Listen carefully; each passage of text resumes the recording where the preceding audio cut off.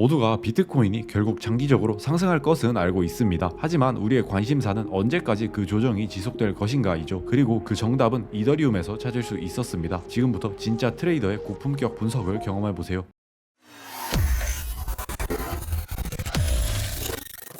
반갑습니다. 기술적 분석의 끝판왕 노모스입니다. 비트코인이 연일 하락하고 있습니다. 이에 많은 분들이 이 하락의 끝은 어딘지 혼란스러워 하실 것 같은데요. 오늘 영상을 통해 비트코인이 언제까지 어떻게 하락할 것인지 어떻게 대응해야 하는지 명쾌하게 다뤄보도록 하겠습니다. 빠르게 지난 관점 복기부터 하고 오겠습니다. 지난번 영상 공지 시점은 정확히 이 구간이었습니다. 영상을 한 줄로 요약하자면 단기 반등이 있을 수 있으나 더 하락할 것이라고 했었죠. 가끔 제 분석을 못 믿으시는 분들이 있어서 지난 영상 빠르게 다시 보고 오겠습니다. 단기 반등이 기술적으로 나올 수 있지만 결국은 하락할 것이다 라고 보고 있습니다. 다시 현재 차트로 돌아와서 어떻게 흘러갔는지 보겠습니다. 관점대로 이후 소폭 상승 후에 가격이 하락해 주었습니다. 이번에도 관점은 적중했죠. 제 영상을 꼼꼼하게 보시는 분들은 아시겠지만 정말 퀄리티 높은 분석을 항상 무료로 공유해드리고 있습니다. 또한 관점도 높은 확률로 적중하고 있습니다. 아직 구독 안 하신 분들은 구독과 알람 설정 한 번씩 부탁드립니다. 그리고 또한 구독자 3,000분이 되면 텔레그램을 개설하려고 준비 중에 있는데요. 현재 어떤 식으로 운영하면 좋을지 구상 및 연습 중에 있습니다. 그러니 한 번 더 부탁드리겠습니다. 구독과 좋아요 꼭 부탁드립니다. 자, 그럼 비트코인 차트 바로 보도록 하겠습니다. 현재 비트코인은 이때의 더블탑 패턴 이후로 명확한 하락 추세에 있는데요. 이러한 꽤 유의미했던 지지 라인들을 모조리 깨면서 하락하고 있습니다. 그리고 저는 이 하락이 당분간은 지속될 것이라고 보고 있는데요. 지금부터 그 근거들을 보도록 하겠습니다. 첫 번째 근거는 바로 테더 도미넌스입니다. 테더 도미넌스 차트는 비트코인과 반대로 흘러가는 경향이 있죠. 차트 바로 보겠습니다. 하락 추세에 있던 이 테더 도미넌스는